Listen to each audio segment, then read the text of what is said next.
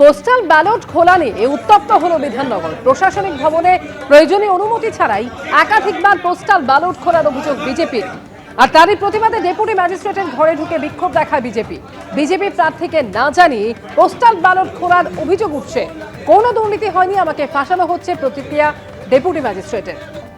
কাজটা কি কতটা নিষ্ঠার সঙ্গে কাজ করতে হয়? আপনার চাকরি কিন্তু থাকছে না। লজ্জা করে না, লজ্জা করে নির্লজ্জ একটা লোক।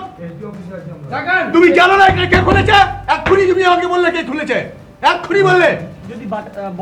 নির্লজ্জ একটা লোক, বলো কে খুলেছে, ক্যামেরা বলো কে খুলেছে।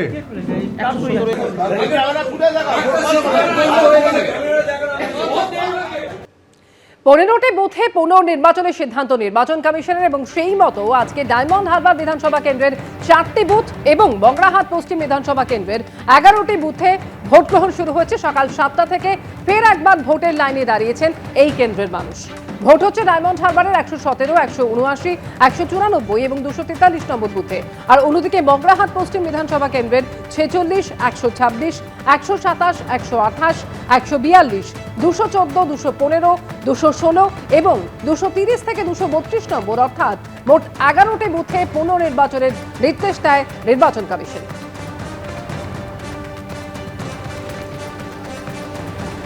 সকাল থেকে ভোট গ্রহণ শুরু হয়েছে। সকাল 7টা থেকেই ভোটের লাইনে দাঁড়িয়েছেন এই কেন্দ্রের মানুষ। একদিকে ডায়মন্ড হারবার এবং বগরাহাট দ্বিতীয় দফার নির্বাচনের ক্ষেত্রে ঠিক যে ধরনের নিরাপত্তার বন্দোবস্ত ছিল, আজ সকাল থেকেও কিন্তু একই রকম নিরাপত্তার কড়াকড়ি চোখে পড়ছে।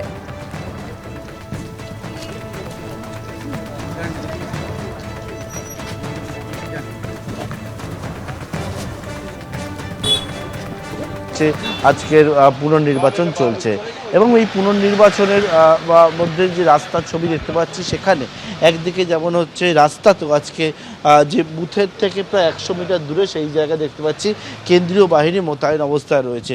এইটা হচ্ছে বুথের রাস্তা, অর্থাৎ বুথ থেকে প্রায় 100 মিটার দূরে কেন্দ্রীয় বাহিনী মোতায়েন। ভোটাররা ইতিমধ্যেই ভোট দিয়ে একে একে ফিরছেন এবং তাদের সঙ্গে কথা বলবো। কি আজকে আবার ভোট দিলেন? হ্যাঁ, দুটো আঙুলে দাগ পড়লো নাকি? হ্যাঁ, দুটো আঙুলে দাগ। আচ্ছা, আগের দিন কি সমস্যা হয়েছে? না না না, কোনো সমস্যা হয় না। এখানে 100 মিটার দূরে রাস্তা, কোনো রকমভাবে যাতে জমায়েত না হয় তার জন্য সেখানেও দেখতে পাচ্ছি যে কেন্দ্রীয় বাহিনী মোতায়েন হয়েছে।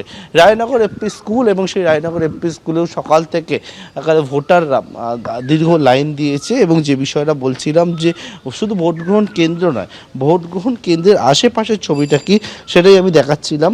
এটা হচ্ছে রায়নগর স্কুলে এবার ভোট গ্রহণ কেন্দ্রে আমি এসে পৌঁছালাম এবং সেই ভোট গ্রহণ কেন্দ্র দেখতে পাচ্ছ, সেখানেও ভোটাররা যেমন লাইনে দাঁড়িয়েছেন, পাশাপাশি হচ্ছে কেন্দ্রীয় বাহিনী ভেতরে রয়েছে, বাইরে হচ্ছে রাজ্য পুলিশ রয়েছে এবং থেকে নির্বাচন সেটা হচ্ছে একেবারে গেটের মুখে কেন্দ্রীয় বাহিনী মোতায়েন রয়েছে। আবার লাইনে আবার লাইনে। এবিপি আনন্দ, এগিয়ে থাকে, এগিয়ে রাখে।